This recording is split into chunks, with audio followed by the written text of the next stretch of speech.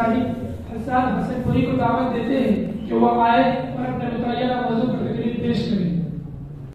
الحمد لله وكفى وسلام على عباده الذين اصطفى. أما بعد، قال الله تعالى في القرآن المجيد والفرقان الحميد بلسان عباده الصالحين. أعوذ بالله من الشيطان الرجيم. بسم الله الرحمن الرحيم. ربنا هب لنا من أزواجنا وذرياتنا قرة أعين واجعلنا للمتقين إماما. صدق اللہ العظیم۔ صدر محترم حاضرین جلسہ، آج کی اس بڑی انجمن سجی سجائی محفل اور پرنور جلسے میں میرا موضوع خطابت شاعر مشرق علامہ اقبال رحمۃ اللہ علیہ کا مشہور شعر ہے۔ سبق پھر پڑھ صداقت کا، عدالت کا، شجاعت کا، سبق پھر پڑھ صداقت کا، عدالت کا، شجاعت کا، لیا جائے گا تجھ سے کام دنیا کی امامت کا۔ میں آپ حضرات کا بہت ہی ممنون اور مشکور ہوں کہ مجھ جیسے طفل مکتب کو اس اہم نازک اور حساس موضوع پر کچھ گفت و شنید اور اظہار ما فی الضمیر کا سنہری اور زرعی موقع عنایت فرمایا ہے۔ حضرات سامعین، یہ بات تو سب پر آیا ہے کہ خالق کائنات نے انسان کی تخلیق اپنی تمام مخلوقات میں سے سب سے بہترین سانچے میں کی ہے، جیسا کہ ارشاد ربانی ہے لقد خلقنا الانسان فی احسن تقویم، اور اس پر مزید فضل و کرم یہ کیا کہ اس نے سب پر فضیلت و برتری بخشی، جیسا کہ ارشاد خداوندی ہے وَلَقَدْ كَرَّمْنَا بَنِي آدَمَ وَحَمَلْنَاهُمْ فِي الْبَرِّ وَالْبَحْرِ وَرَزَقْنَاهُم مِّنَ الطَّيِّبَاتِ وَفَضَّلْنَاهُمْ عَلَى كَثِيرٍ مِّمَّنْ خَلَقْنَا تَفْضِيلًا۔ پھر اللہ نے اس جہان آب و گل کی خلافت کا خلعت فاضلہ پہنا کر اس کے سر پر خلافت ارضی کا زبری تاج رکھ دیا اور فرشتوں کو اس کے سامنے اپنی جبین الیاس کم کرنے کا حکم دے کر اس کی برتری و تفوق ہر چیز پر ثابت کر دیا اور اس کے تقدس کا سکہ دل پر جما دیا۔ پھر اللہ نے امت محمدیہ کے ساتھ اپنے خصوصی نوازشوں کی بارش کی اور اسے ایسی صفات اور خصوصیات اور امتیازات بخشا جس سے وہ تمام امتوں پر فائز ہو گئی۔ چنانچہ اس میں ایسا رسول بھیجا جو خاتم الرسول ہے، ایسی شریعت دی جو زندہ اور تابندہ ہے اور تا قیامت تک رہے گی، ایسا دین دیا جو کامل و مکمل ہونے کے ساتھ ساتھ خدا کا پسندیدہ مذہب ہے،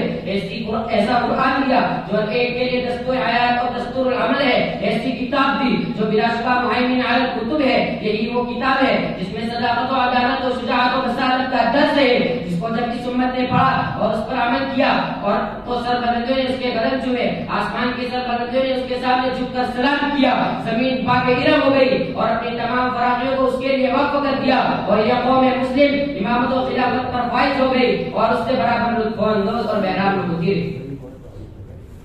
حضرات سامعین، لیکن یہ تو اس وقت کی بات ہے جب اس امت نے اس سبق کو پڑھا اور اسے یاد رکھا تو نتیجہ یہ ہوا کہ دنیا میں اس سے امامت کا کام لیا گیا، اس نے حکمرانی کا فریضہ انجام دیا، اس نے جہانگیری و جہانباری کا منصب سنبھالا، یہ خود امام بنی رہی اور دوسروں نے اس کی ابتدا بشوق و رغبت کی اور اسے اپنے لیے باعث سے افتخار سمجھتے رہے، لیکن جب اس نے اپنا پڑھا وہ سبق بھلا دیا یا وہ بھول گئی تو اس کو امامت خلافت کے منصب سے ہاتھ دھونا پڑا، دستبردار ہونا پڑا، معصومی کی زندگی بسر کرنی پڑی اور آخری سب اس کا مقدر بن گئی، حالانکہ اللہ نے اس کو خدا فراموشی اور خود فراموشی سے متنبع کیا تھا اور انجام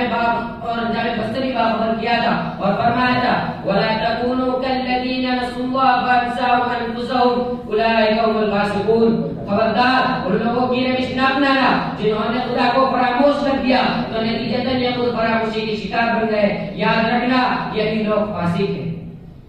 فرزندان ملت کان کھول کر سن لیجئے، جب ہم نے عسکرین و صداقت و عدالت و شجاعت و رسالت کا درس نہیں پڑھا جو ہمارے اسلام نے پڑھا تھا اور اس کے مطابق عمل نہیں کیا جس طرح انہوں نے کر دکھایا تھا اور اپنا مقام و منصب برقرار نہیں رکھا جس طرح انہوں نے کر دکھایا تھا، بلکہ غفلت و عیش خوشی کی زندگی بسر کرتے رہے اور اس میں مگن رہے، تو یاد رکھ لیجئے اللہ تعالیٰ کو کوئی ضرورت نہیں کہ وہ ہم سے دنیا میں امامت کا کام لے اور ہماری نائنی کے باوجود اسی منصب بلند پر باقی رہے، اسی منصب بلند پر باقی رہے، کیونکہ